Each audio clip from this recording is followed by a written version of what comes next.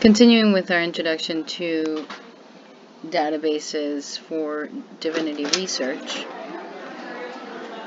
we're going to look at what's here, Elenchus Bibliographicus. If you see it here, I'm hovering with my mouse.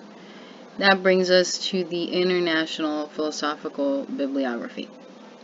So this is particularly for those of you who are doing studies in theology. This resource will be helpful for you. What this is it's a database of sources on philosophy, and it's updated yearly since 1934.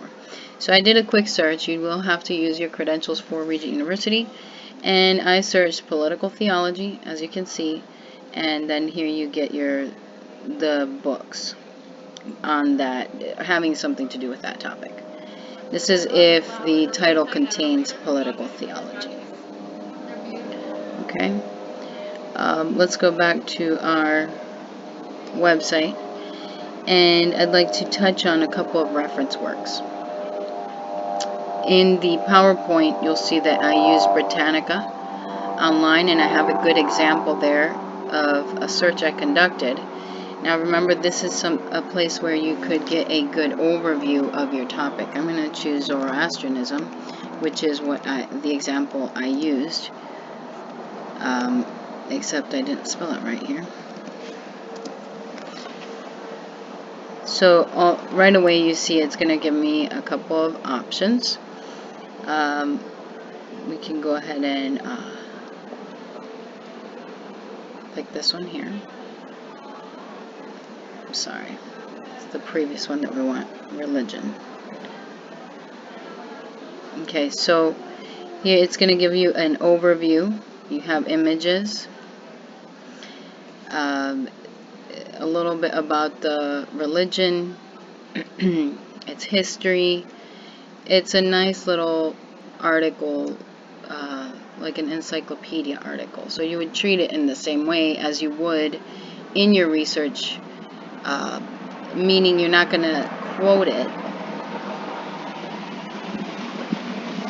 You're not going to quote the article in your research, but you would get an idea of the field, get an idea of the general concept you're looking at, and also you would definitely want to look at the bibliography, which is where I'm trying to get to right now. So if you come to the end, you see here's the editor, Jacques Duchesne, and then you also see that he lists several other authors. Now, in particular, Mary Boyce here is a leading scholar on Zoroastrianism, considered to be an authority. You see the author of the encyclopedia article as well. He was the author of the entry in the Cambridge History of Iran, and a few others. Okay. Then specific aspects of Zoroastrianism, and here you see the different authors. And in particular, I've read this author, who is also very good. So use these encyclopedia articles in that way to sort of direct your research, and to lead you to the sources that you need to interact with. So another source that will be very helpful for you in giving you those sort of encyclopedia articles, giving you a general overview, pointing you in the right direction, what are the general issues. Another thing you'd want to look at carefully is when it was written, because that'll tell you the state of scholarship at the time it was written. Blackwell Reference Online has a wealth of information. It has a bunch of different encyclopedias. I would just encourage you to become familiar with them, because they're really going to be helpful in philosophy, religion, history, and theology. So they're not specifically divinity resources or theology resources, but they contain that. So they're going to be very helpful for you. And one final encyclopedia type resource is going to be your Oxford Reference Online. So you would use it in the same way that you would use Encyclopedia or Britannica Academic. Okay, next I'd like to here's Blackwell, just show you a little bit of what Blackwell has. I'm working with very little internet here, trying to show you this. And we'll see what it pulls up in a second. So you have the Blackwell Dictionary of Western Philosophy, a new Handbook of Living Religions, a new Dictionary of Religions, the Blackwell Dictionary of Judaica, a new Dictionary of Religions. So you see all of the entries as well as the resources that you might be able to use in searching for information. We could do one on political theology, again, since that was what one of our classmates requested, or his field is in. And we'll check that back in a little bit. Another key resource in languages, which would be particularly for biblical studies, there's two: Encyclopedia of Ancient Greek Language and Linguistics and the Encyclopedia of Hebrew Language and Linguistics. And this particular site, it's created by Brill Academic. They also have Chinese and Arabic added to their encyclopedias. Okay, here's political theology, and you see the Blackwell Companion to Political Theology. Blackwell Encyclopedia of Modern Christian Thought. So you see right away the sort of access that you're going to have to pretty in-depth and scholarly encyclopedia articles that can help direct and guide your research. So the Encyclopedia of Ancient Greek Language.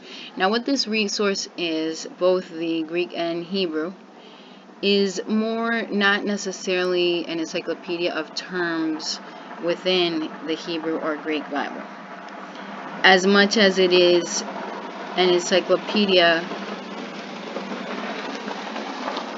covering the issues or the study or particular themes in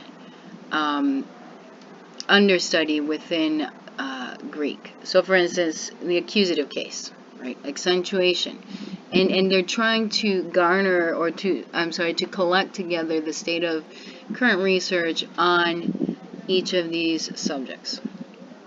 Adjectives, adjuncts, affix, affricates. So if you you might not know what that is, it has something to do with the letters in Greek.